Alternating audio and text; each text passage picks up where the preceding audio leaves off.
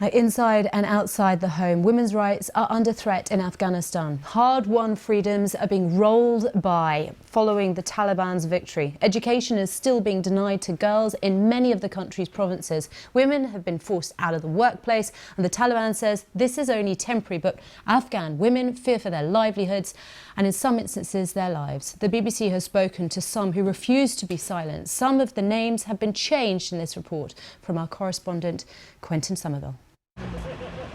How do you erase 20 years of women's rights?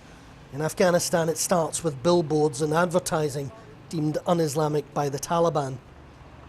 But it goes much deeper, an attempt to curtail freedoms in public and private that took women here a generation to win. Fatima is an artist and midwife. She's kept her job since the Taliban's arrival. But the walls around her, and millions of other Afghan women, are closing in. The Taliban cannot ban me from working in the hospital because they know that it is needed.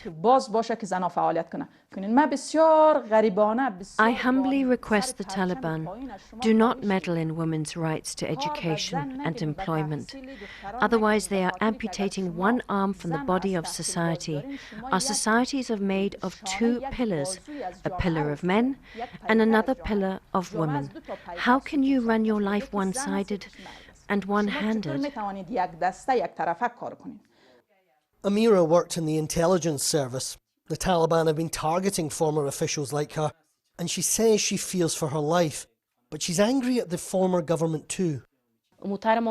They took back my vehicle and my weapon. The biggest pride for a military is her weapon. It is very painful for us when a terrorist comes and disarms you. Do you think that the former president, Ashraf Ghani, is a coward?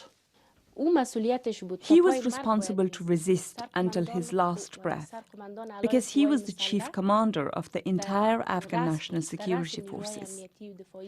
A person taking the lead of the National Security Forces must not flee and must stand to the last drop of his blood and to the final moment of his life in the world. Here in Kabul and all across Afghanistan, Afghan women weren't just gifted their rights by the West.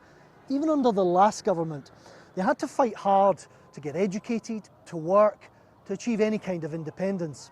And all of that progress, all of those hundreds of thousands of individual struggles for freedom, vanished the moment the Taliban took power here. But even so, turning back the clock here won't be easy. What you can't take away from people is that the education that they've already received. And so you've got a lot of quite educated, smart, ambitious young women who on August 14th were quite successful in their lives and whose existence has now been sort of reduced to being a domestic worker in their own home. Women are still allowed out. The country is starving. Western sanctions are hurting, so they stand alone in food queues, waiting for aid. This, the Taliban have no choice but to tolerate. Your sanctions on the Taliban will kill us faster than the violation of our rights by the Taliban. A girl dies from hunger, and a mother either sells her daughter because of hunger or from pressure to marry her by force. The issue of their education and literacy is meaningless when you're dying from hunger.